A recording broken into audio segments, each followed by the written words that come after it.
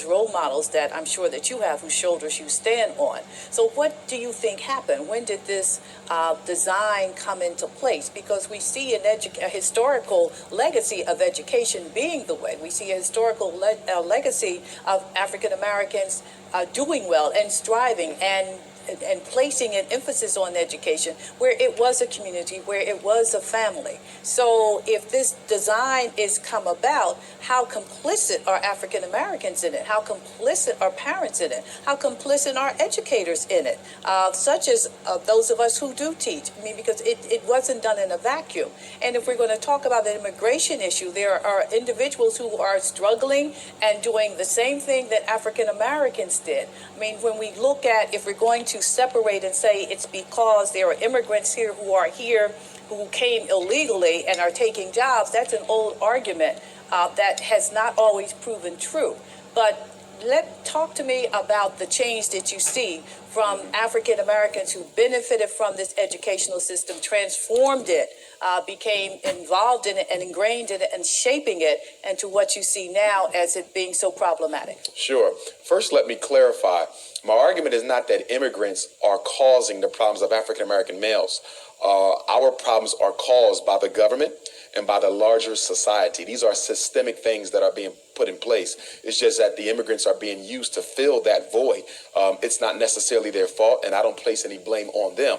But there is a deliberate effort by the lawmakers in this country and the economic sector that governs this country above and beyond the law to actually do away with the African American male's necessity. This has actually been a since the end of slavery, which has only increased over the time. So it's not the immigrants who are at fault. It's just that they're being used within the system to actually help with the removal of the black male from the American society, which is why prison is so very popular. This actually began back in the 1970s and the 1980s when there was a deliberate design by both governmental and economic powers to rid the black community of trade skill programs in the high schools, as well as factory jobs within the inner cities. Back up until about 1970, 1974, you could graduate from high school, be well trained in a particular trade, and be able to take care of your family with no college being necessary. But after those factories and plants started being relocated out of African American communities and near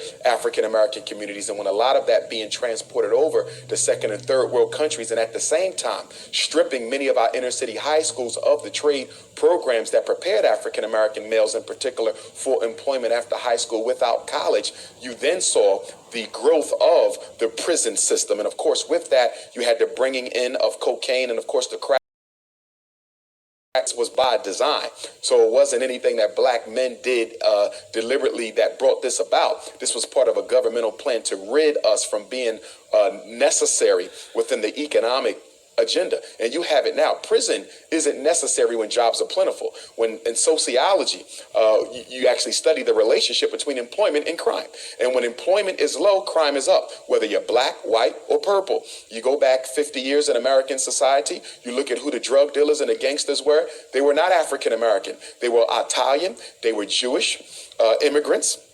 And they participated in illegal crime. Okay, not because they were any less honorable than anyone else, but they had to make a way to take care of their families. But in the 1940s, the United States government decided to actually upgrade, quote unquote, for lack of a better word, certain European ethnic minorities and make them white.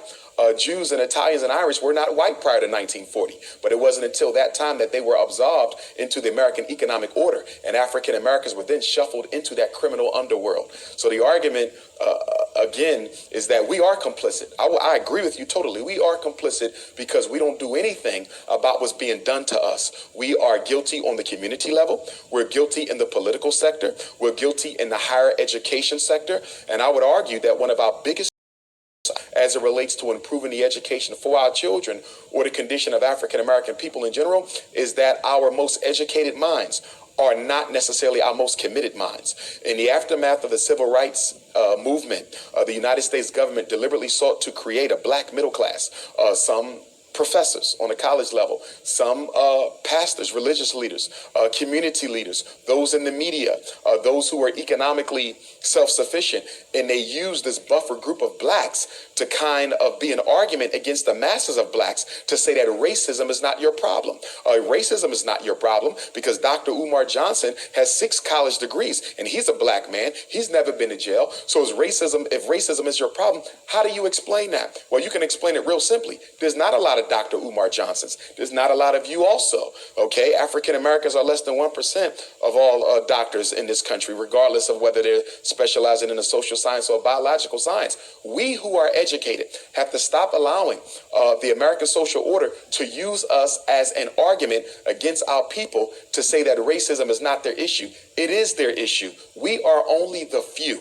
We are the few, and it should be more of us, but there's not because only a few of us are allowed to get through. I know from experience, because my parents were married and because my father participated in my education, the schools wouldn't dare try to put me in special education. I was chosen to be one of those who will be given opportunity when many of my classmates were not. Many of them are dead. They're in jail. They're still on the corner selling drugs. Why? Because I was given an opportunity that they were not given. At the end of the day, we have to look at how access to opportunity is not being granted equitably across the board for African Americans.